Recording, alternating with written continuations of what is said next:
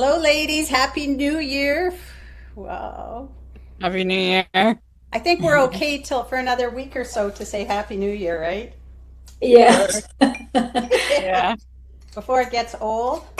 All right. I was just doing my garlic. So, Helene, I made you co-host so you can let other people in. Welcome everybody back. And I just was crushing up my garlic. I put it through, I got a lot of garlic here, but I put it through I've got garlic press.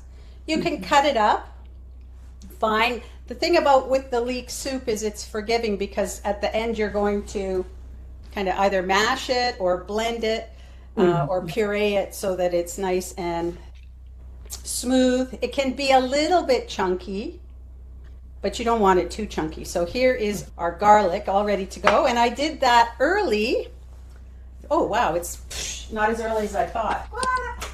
Life goes fast. But I did that first because I want to give the garlic an opportunity to rest before we start using it in our soup. So I want to welcome everyone to our first in the kitchen of 2026.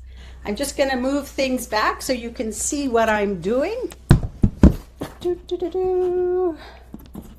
Let's move it back. Which way? This way? A little bit. And we are doing potato leek soup, which is a really nourishing and comforting food. You know, potatoes tend to be a real comfort food. I've got my potatoes here, and they're nourishing, and they're almost a complete, well, they can be a complete food all on their own. They get a bad rap, and I talk about that all the time because I love potatoes. So any kind of potatoes you eat, if somebody tells you, oh, they're just starch, no, they are nutrient dense. So what we're going to do, this is the super simple version of potato leek soup.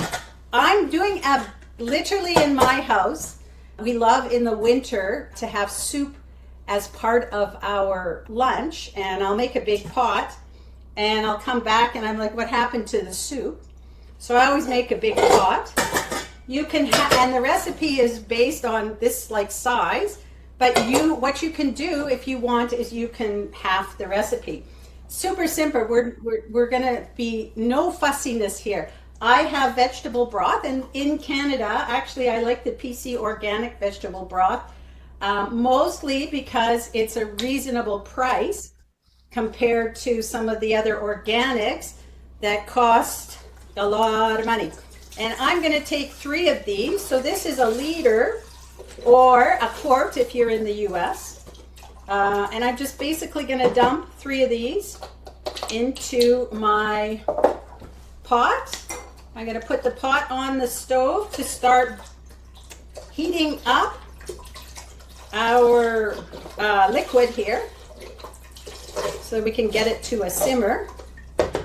And then we're going to put everything in except for our coconut milk, which is going to make it creamy, and let it simmer on the stove. Make our house smell so nice as it's simmering away. And then we're going to finish it off. All right. And I'm doing all this. All I did is I washed my leeks and my potatoes. That's all I did. And I just, like I said, I cut up my garlic. I'm going to put this over here. I have my recycle bin right there. So I'm going to put this on the stove on high to get it up to start heating up to boiling. My next thing, I'm going to add in my leeks. So I've got 3 leeks here, and where I live, you can buy them, like they seem to like to sell them in 3 at the grocery store. And I had never used leeks before and started using them in this soup, and I've made some other casseroles since. So they're really nice.